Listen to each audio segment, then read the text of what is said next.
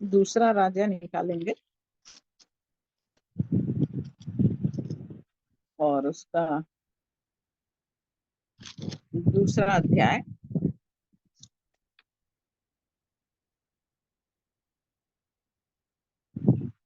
और उसका 19 पद।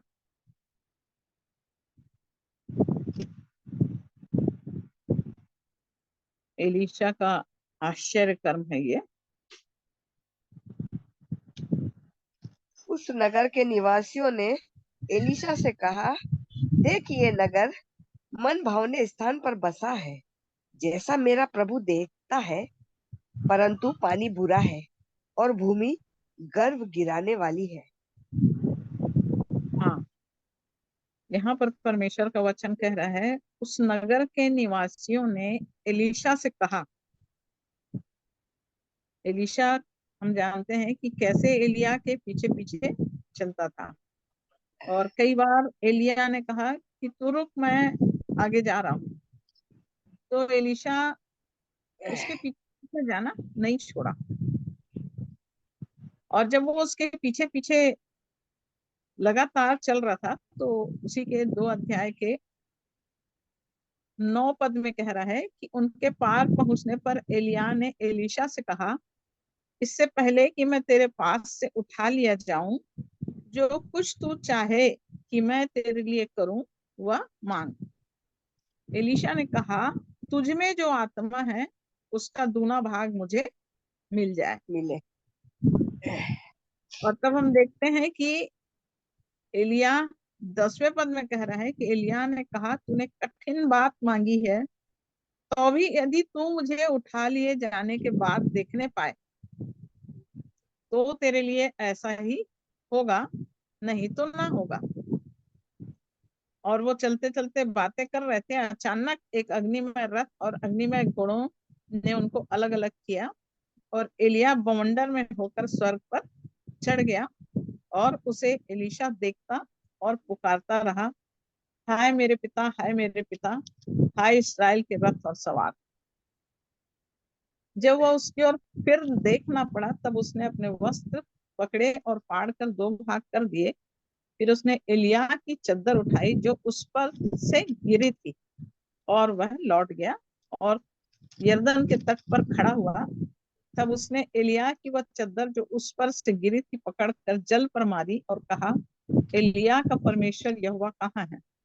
जब उसने उस जल पर मारा तो वह इधर उधर 2 भाग हो गया और एलीशा पार हो गया। ये परमेश्वर का दास एलिया और एलीशा जो उसके पीछे पीछे पीछे पीछे चलता था। और जब एलिया के जाने का समय हो जाता है, तो एलिया एलीशा से पूछता है कि जो कुछ तू चाहे मेरे लिए, तू अपने लिए मांग, मैं तेरे लिए क्या करूं वो तू मांग। मतलब एलीशा जो रहता है उससे कठिन चीज मांगता है कि जो तुझ में जो आत्मा है उसका दूना भाग मुझे मिल जाए। और परमेश्वर का अनुग्रह होता है और एलीशा को वो दूना भाग मिलता है। उसके लिए एलिया ने बताया कि यदि तू मेरे उठाए जाने के समय यदि तू मुझको देखेगा, तब तो तेरे को वो भाग मिल जाएगा। और एलीशा को वो भाग मिलता है।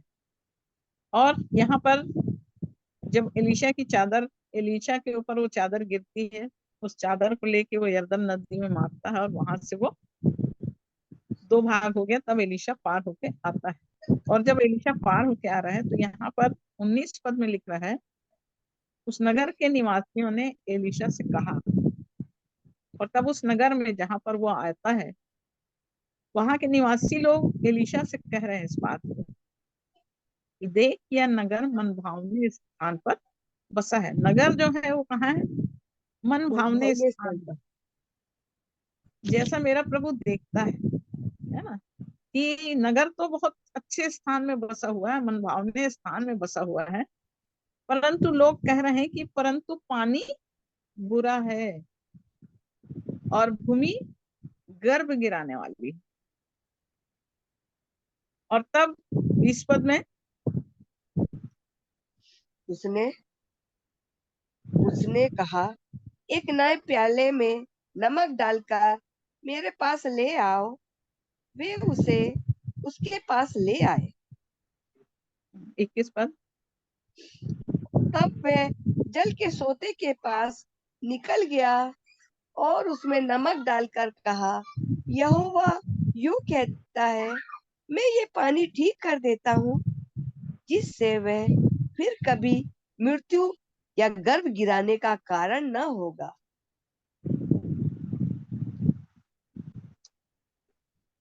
हाँ, अब देखिए यहाँ पर ये मनभावने स्थान में बसा हुआ नगर जो है, वहां के लोग इस बात को बता रहे हैं, वहां के निवासी कह रहे हैं पानी बुरा है और भूमि जो है वो गर्भ गिराने वाली है।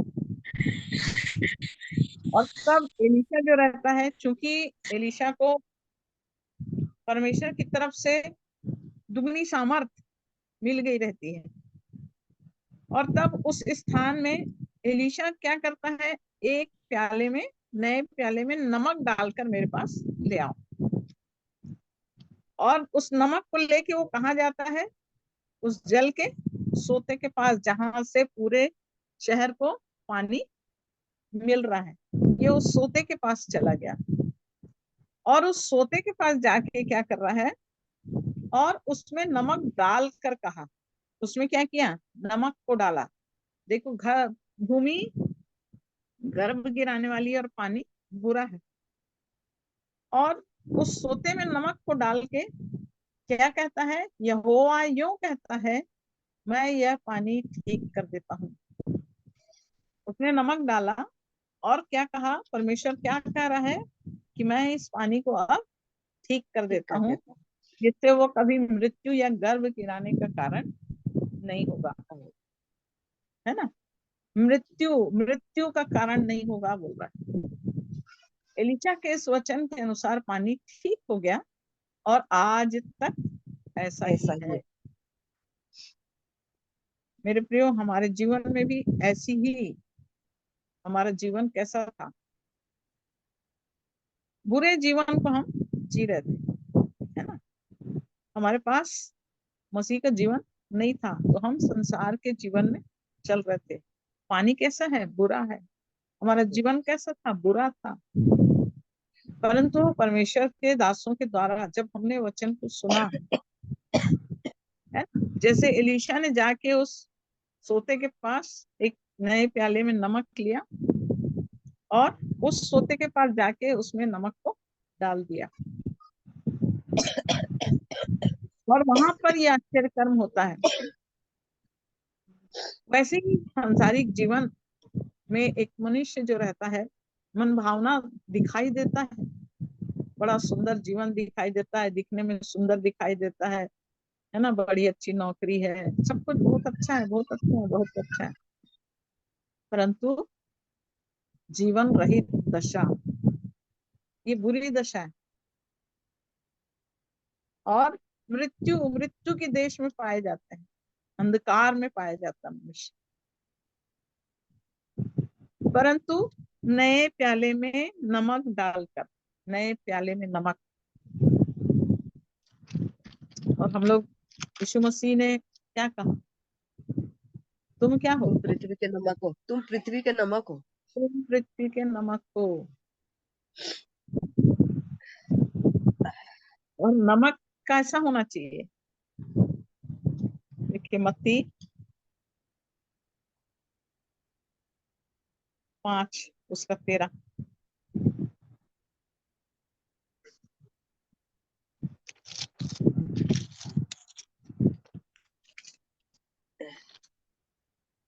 तुम पृथ्वी के नमक हो, परंतु यदि नमक का स्वाद बिगड़ जाए, तो वह फिर किस वस्तु से नमकीन किया जाएगा?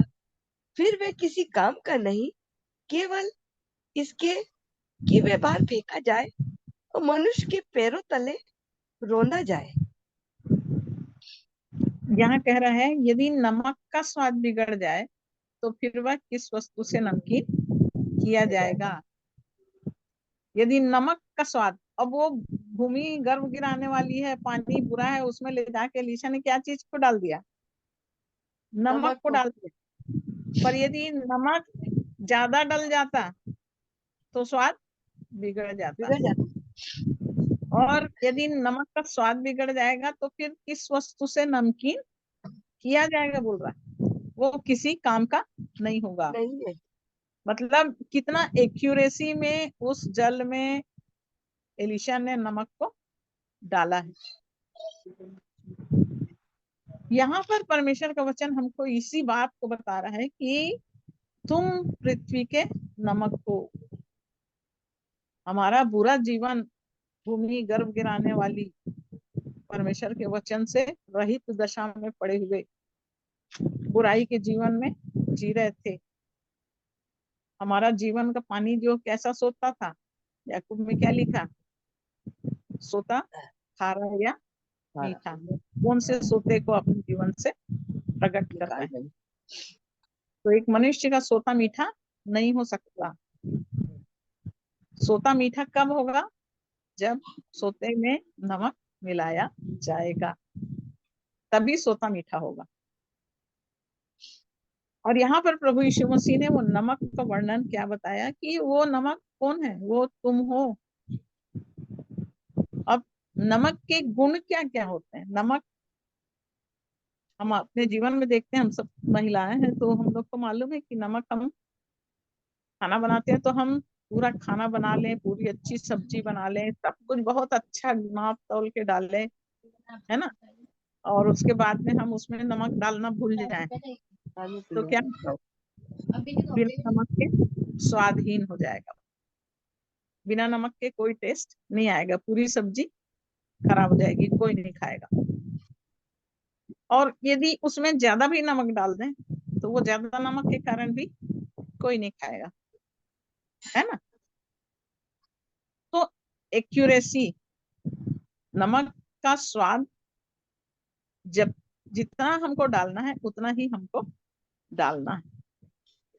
दूसरा गुण क्या है नमक का, वो प्रिजर्वेटिव है। किसी चीज की और हमको बहुत दिन तक यदि रखना है तो हम उसमें क्या करते हैं, अचार में क्या करते हैं, नमक ज्यादा डालते हैं और नमक ज्यादा डाल के अचार को सालों साल हम लोग खाते हैं। तो दूसरा गुण क्या है नमक का, प्रिजर्वेटिव का काम आता है। और नमक का गुण क्या है, कोई बता सकते हैं नमक का गुण क्या है। टेस्ट को बढ़ाता है। हाँ, वो टेस्ट को बढ़ाता है। और यहूदी लोग में नमक की वाचा थी, है ना, यहूदी लोगों में नमक वाचा के रूप में था, है ना। हाँ,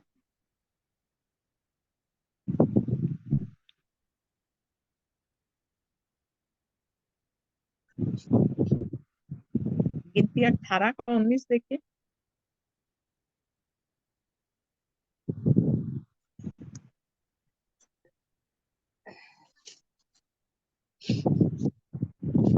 कौन सा? गिनती की पुस्तक अच्छा, 18। गिनती 18।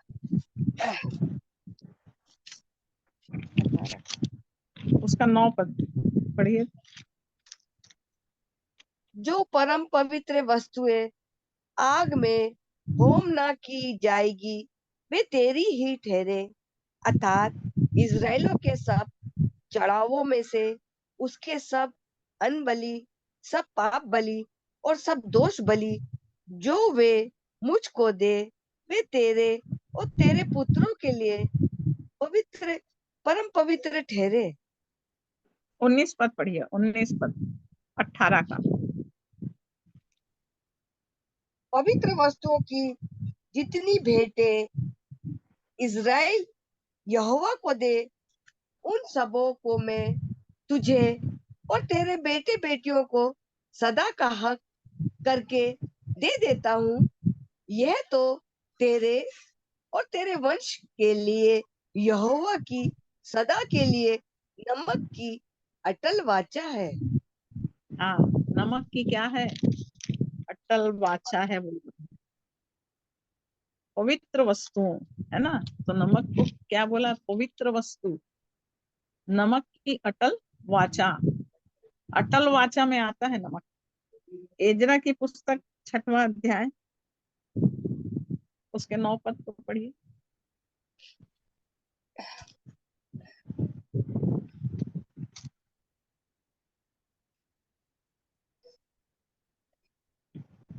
नौ का 6वां।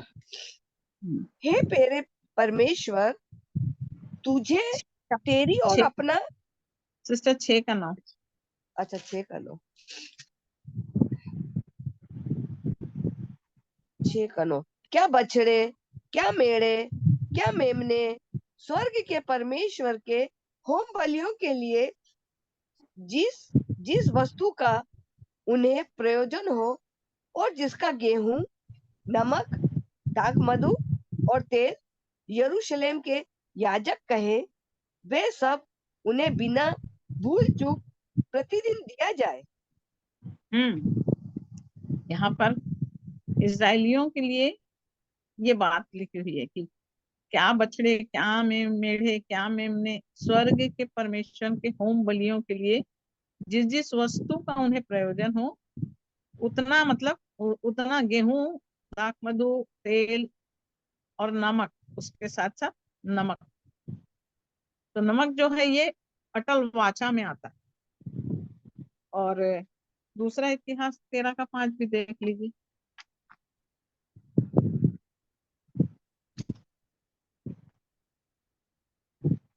दूसरा इतिहास 13 उसका 5। क्या तुमको ना जानना चाहिए कि इज़राइल के परमेश्वर यहोवा ने नमक वाली वाचा बांधकर दाऊद को और उसके वंश को इज़राइल का राज्य सदा के लिए दे दिया। नमक वाली वाचा बांध कर दाऊद को और उसके वंश को इस्राएल का राज्य सदा के लिए दे दिया। तो ये नमक की वाचा जो है वो बहुत साधारण वाचा नहीं है मेरे प्रियो। नमक शब्द यदि यीशु मसीह ने कहा है तो वो एक वाचा है ना। और यहाँ पर नमक जो है, यीशु मसीह ने कहा कि तुम पृथ्वी के नमक हो, अर्थात तुम परमेश्वर की एक वाचा हो। परंतु यदि तुम्हारा जीवन का वो स्वाद बिगड़ जाएगा तो फिर तुम किसी और चीज से नमकीन नहीं किए जा सकते। परमेश्वर की वाचा तुम्हारे जीवन में है, यदि उस वाचा को तुम पूरा नहीं करते हो, यदि उस वाचा का बिगाड़ कर देते हो, तो वो नमक का स्वाद बिगड़ जाएगा, तो फिर वो किसी वस्तु से नमकीन नहीं किया जाएगा। ये अटल वाचा परमेश्वर की नमक के रूप में इजरायलियों के साथ। और यहूदियों में एक कल्चर था, कोई भी काम करते थे उन लोग तो नमक जरूर इस्तेमाल करते थे, नमक को लोगों के ऊपर रब करते थे, छिड़कते थे। ये यहूदियों का कोई भी अच्छा काम करते थे तो कल्चर, उनका रिचुअल्स था ये। और नमक के बिना उन लोग यहाँ तक कि ये सोचते थे कि जो भी एविल स्पिरिट है, यदि नमक अपने घर के दरवाजे पर रखेंगे तो कोई एविल स्पिरिट वहां नहीं आ सकता, एंटर नहीं कर सकता। तो नमक की वाचा जो है वो बहुत बहुत ही इंपॉर्टेंट चीज है इजरायलियों के समय से।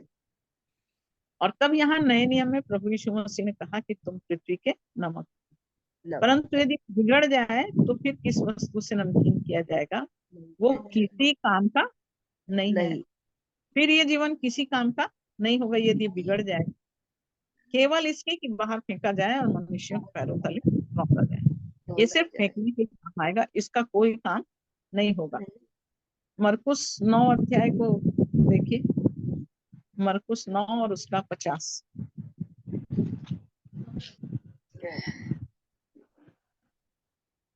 नमक अच्छा है, पर यदि नमक का स्वाद जाता रहे तो उसे किस से नमकीन करोगे? अपने में नमक रखो और आपस में मेल मिलाप से रहो। हाँ, अपने में क्या करना है? नमक रखो। नमक रखो, अपने में नमक रखो और मेल मिलाप से रहो। मतलब नमक क्या करा रहा है? अपने मेल अंदर यदि मिलाप। मैं नमक रखूंगी तो मेरे अंदर कौन सा गुण है? मेल नमक मिलाप का का। मेल मिलाप। मतलब यदि परमेश्वर की वाचा मेरे अंदर है तो मेरे अंदर कौन सा जीवन होगा? मेल मिलाप का जीवन। उसके बाद यदि नमक का वो होगा तो और क्या होगा? वो चीज हमको एक और वचन में आपको बताती हूँ। लूका 14, लूका 14 उसका 34-35। नमक तो अच्छा है, परंतु यदि नमक का स्वाद बिगड़ जाए तो वह किस वस्तु से नमकीन किया जाएगा? 35 पर। वह ना तो भूमि के और न खाद के लिए काम में आता है। उसे तो लोग बाहर फेंक देते हैं। जिसके सुनने के कान हो वो सुन ले। हाँ, यहाँ कह रहा है कि स्वाद यदि बिगड़ जाएगा तो फिर किसी वस्तु से वो नमकीन नहीं होगा, ना तो भूमि के और ना खाद के लिए काम आएगा। देखिए कितनी भयंकर बात बोल रहा है कि मतलब वो खाद के रूप में भी काम नहीं आएगा, भूमि में भी कोई काम नहीं है उसका, और ना ही कोई पेड़ पौधों में उसका कोई काम है। परमेश्वर का जीवन यदि हमारे अंदर है, उस नमक के स्वाद को यदि हमने पहचान लिया है, तो हमको क्या करना है? नमक से हमको अपने जीवन में नमकीन करना है।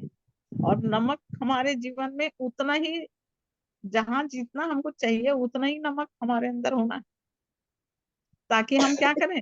दूसरों को स्वाद दें, दूसरों को स्वाद पहुंचाएं। नमक की एक और क्वालिटी है प्यूरिफिकेशन। आप जैसे मछली वछली धोते हैं तो क्या करते हैं? नमक डाल के मछली धोते हैं ना। तो प्यूरिफिकेशन का भी काम करता है, साफ करने का भी काम करता है। और देखिए उत्पत्ति में देखिए,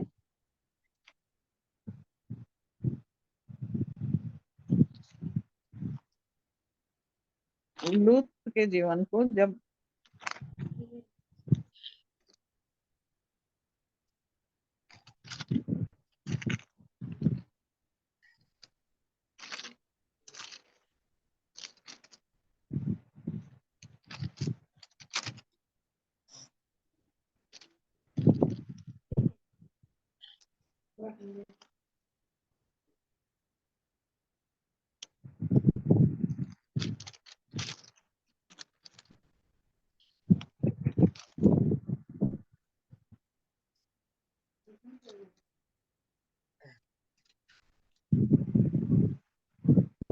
इसको 19 अध्याय को देखिए,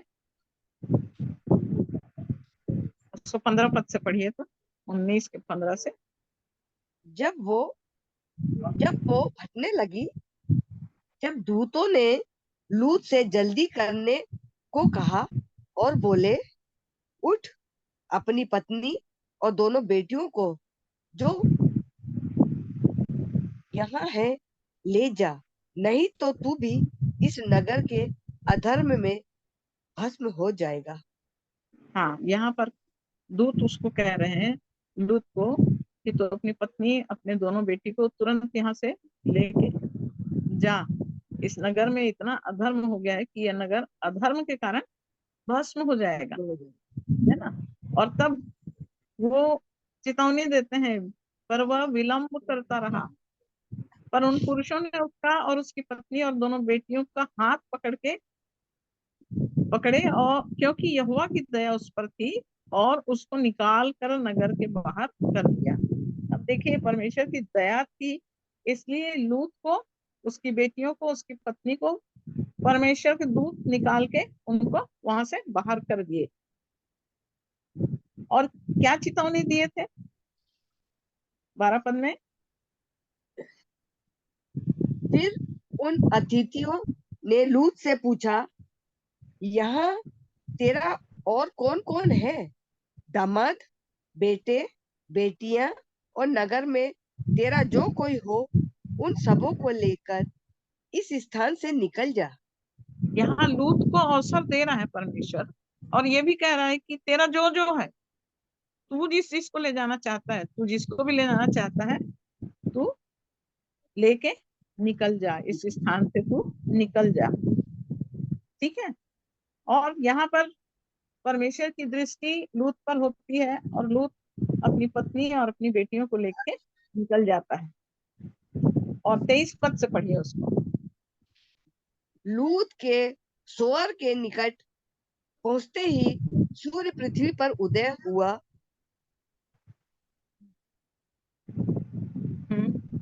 आगे पढ़िए। तब तब यहोवा ने अपनी ओर से सदोम और अमोरा पर आकाश से गंधक और आग बरसाई। और उन नगरों को और उस संपूर्ण तराई को और नगरों के सब निवासियों को भूमि की सारी उपज समेत नष्ट कर दिया। और तब 26 पद में लिखता है, लूत की पत्नी ने जो उसके पीछे थी दृष्टि फेर के पीछे की ओर देखा, और वह नमक का खंभा बन बन गई। गई। तो ऐसी क्या चीज थी जिसके कारण वो नमक का खंभा बन गई?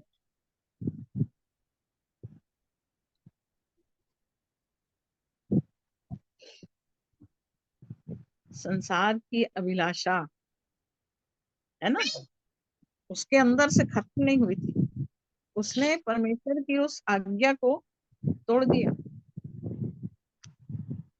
उसके अंदर अभी भी पलट के देखने वाला जीवन उसके अंदर अभी भी खत्म नहीं हुआ था। परमेश्वर उसको चेतावनी दिया था कि पीछे पलट के नहीं देखना। परमेश्वर की आज्ञा को तोड़ के क्या करी उसने? पीछे पलट के देखी, और क्या बन गई वो? नमक का नमक। खंभा। यूजलेस, फेंके जाने के लिए, पैरों तले रौंदे जाने के लिए। तो परमेश्वर जिस काम को हमको दिया है, वो परमेश्वर हमको अटल वाचा के समान हमको कहता है कि तुम पृथ्वी के नमक हो। हमको उसको स्वाद फैलाना है, हमको फेंकने के लिए नहीं है, बर्बाद करने के लिए नहीं है। लिखा है कि वो स्वादहीन हो जाएगा तो किसी काम का नहीं होगा, सिर्फ रौंदे जाने और फेंके जाने के लिए होगा। जब आज्ञा को तोड़ दी लूत की पत्नी ने, तो लिखा है वो नमक का खंभा बन गई। और आज तक है मेरे प्रिय, वो नमक का खंभा आज तक है। आज भी लोग जाते हैं जब इस्राएल, तो आज भी वो नमक का खंभा देख के आते हैं। तो हमको परमेश्वर ने यदि जीवन दिया है, और परमेश्वर ने जीवन में हमको नमक बनाने के लिए अनुग्रह दिया है कि हम पृथ्वी के नमक बने, जिससे हम अपने स्वाद को दूसरों तक पहुंचा सकें। तो स्वाद को हमको फैलाना है, ना कि हमको बिगाड़ करके जीवन को ऐसा कर लेना है कि जो फेंके जाने के लिए हो। हम क्या पृथ्वी के नमक हैं? हम क्या स्वाद को फैला रहे हैं? क्योंकि नमक बहुत कीमती और बहुत महत्वपूर्ण चीज है, और परमेश्वर हमको नमक बनाना चाहता है। यीशु मसीह ने इसलिए कहा कि तुम पृथ्वी के नमक हो। तो क्या हम नमक बनेंगे और प्रभु के काम को पूरा करेंगे? तो प्रभु हमारी सहायता करे आज के इस दिन में, कि हम वास्तव में परमेश्वर की इच्छा में, जैसे एलीशा ने उस स्थान को, जो मन भावना था, परंतु पानी क्या था? बुरा था। एलीशा ने वहां उस पानी को नमक डाल करके उस बुरे पानी को अच्छे पानी में बदल दिया। हमारे बुरे जीवन को यीशु मसीह ने नमक डाल के अच्छे जीवन में परिवर्तित कर दिया है। इसलिए हमको अपने जीवन में परमेश्वर की इच्छा को पूरा करना है। लूत की पत्नी के समान हमको नहीं बनना है। तो प्रभु हम सब की सहायता करे।